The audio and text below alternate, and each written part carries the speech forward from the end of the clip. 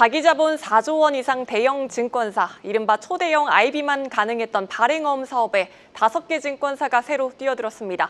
금융당국은 기준 부합 시 신청사 모두 인가받을 수 있다는 입장입니다. 국내 증권업계가 한국경투자은행 체제로 본격 전환하기 위한 중요한 신호탄이 될 것이란 전망이 나옵니다. 증권부 김원규 기자와 자세한 내용 나눠보겠습니다. 김 기자, 먼저 우선 발행어음이란 개념 자체부터 좀 생소한 분들이 많으실 것 같아요. 발행어음이라는 게 구체적으로 뭔가요? 이 발행어음은 이제 증권사가 신용을 바탕으로 직접 발행하는 단기 금융 상품입니다.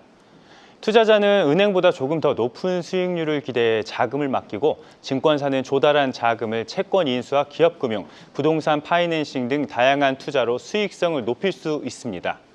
자기 자본 최대 200%까지 단기 약속어음을 발행할 수 있는데요. 증권사들이 기존 브로커리지 위주의 수익 구조에서 벗어나 기업 금융과 구조화 금융, 모험 자본, 투자 등으로 사업을 확장하는 데 필수적인 요소로 불립니다. 네, 그러니까 예를 들어서 은행이 고객이 예금을 이체하고 이자를 받는 것처럼 증권사에 고객이 돈을 맡겼을 때 증권사가 이자를 주겠다고 약속하면서 발행한 어음이 발행어음이다. 이렇게 이해를 하시면 되겠고요. 이 사업을 하면 자기 자본의 2배까지 유동성을 확보해 다시 재투자할 수 있기 때문에 증권사들이 왜 그렇게 하고 싶어 하는 건지 이해하실 수 있을 겁니다. 김 기자, 이달 초 당국이 발행어음 본 인가 접수를 시작을 했습니다. 내년부터는 지정 요건이 한층 까다로워지기 때문에 도전해 볼 만한 곳들 올해 안에 다 승부를 보겠다 이런 입장인 것 같던데 맞습니까? 맞습니다. 이 삼성, 키움, 그리고 신한, 메리츠, 하나증권 등 총 5개 증권사가 신청서를 제출한 것으로 파악됐습니다.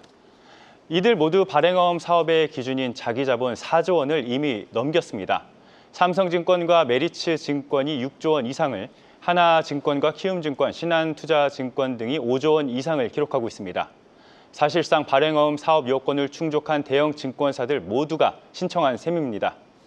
내년부터는 인가 기준이 더 강화되는 만큼 문턱이 높아지기 전 총력전을 펼치는 모습입니다. 앞서 2017년 한국투자증권을 시작으로 NH투자증권, KB증권, 미래에셋증권까지 총 4곳이 인가를 받았습니다. 이번에 금융당국의 추가 인가가 이루어진다면 약 4년 만에 발행어음 사업에 나서는 증권사가 새롭게 탄생하는 겁니다. 한편 자기 자본 8조 원 이상의 초대형 IB에 대한 IMA 인가는 관련 시행령 등 입법 과제가 남아 있어서 아직 한투증권과 미래증권 모두 신청서를 제출하지 않은 상황입니다. 네, 김 기자, 그렇다면 5개 증권사가 모두 인가를 받게 되면 증권가의 유동성이 굉장히 크게 늘어날 것 같은데 증시자금 유입 효과로도 조금 기대를 해볼 수 있겠습니까? 네, 그렇습니다. 5개 증권사의 자기 자본을 합하면 30조 원 수준입니다. 이들이 모두 발행어음 인가를 받을 경우에 최대 60조 원 규모의 자금을 추가로 조달할 수 있는 겁니다. 한국투자증권의 사례를 비춰봤을 때 발행어음 잔액은 지난해 말 자기 자본 93% 수준인 17조 3천억 원입니다. 이 중 10조 2천억 원이 기업 금융에, 그리고 채권과 주식 등의 4조 6천억 원, 부동산 PF에 2조 6천억 원이 배분됐습니다. 단순 계산하면은 잔고의 약 25%가 증시에 유입될 것으로 추정할 수 있는 만큼 약 15조 원의 유동성이 확보될 수 있는 셈입니다. 또 내년부터 발행어음으로 조달된 자산의 최소 10% 이상을 벤처, 스타트업 등 모험 자본에 의무적으로 투자해야 합니다. 이 비율은 2027년 20%, 2028년 25%까지 단계적으로 상향될 예정입니다. 혁신 창업과 중소벤처기업에 지금보다 더 많은 자금을 수혈하겠다는 정부의 의지를 반영한 조치로 풀이됩니다. 궁극적인 방향은 추가로 조달된 자금들이 부동산 자산으로 향하는 비중은 줄고 자본시장에 유입될 것이란 기대입니다. 네, 김 기자, 당국의 판단이 중요할 것 같은데 5곳 모두가 통과될 가능성도 있는 겁니까? 일단 증권가에서는 발행어음 인가 기준이 다소 모호하다는 지적이 나오고 있는데요. 그 부분은 좀 더 지켜봐야 할 것 같습니다. 대표적인 심사 기준은 자본 요건 충족, 사업 계획 타당성, 대주주 적격성, 그리고 리스크 통제 체제, 모험 자본 투자 계획 등입니다. 현행 감독 규정 개정안은 입법 예고 중이기는 합니다만 세부적인 평가 기준과 정성적 판단 요소가 아직 구체화되지 않았다는 점을 시장에선 우려합니다. 예컨대 경영진의 리더십이나 내부 통제 체제, 조직 문화 같은 이런 정량화되지 않은 요소들을 말합니다.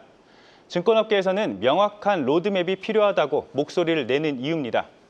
금융위 관계자는 당국 위원들이 최종 판단할 사안이지만 결격 사유가 없으면 신청사 모두가 인가를 받을 수 있다는 게 기본 입장이라면서 적정 시점까지 지체 없이 진행할 것이라고 밝혔습니다.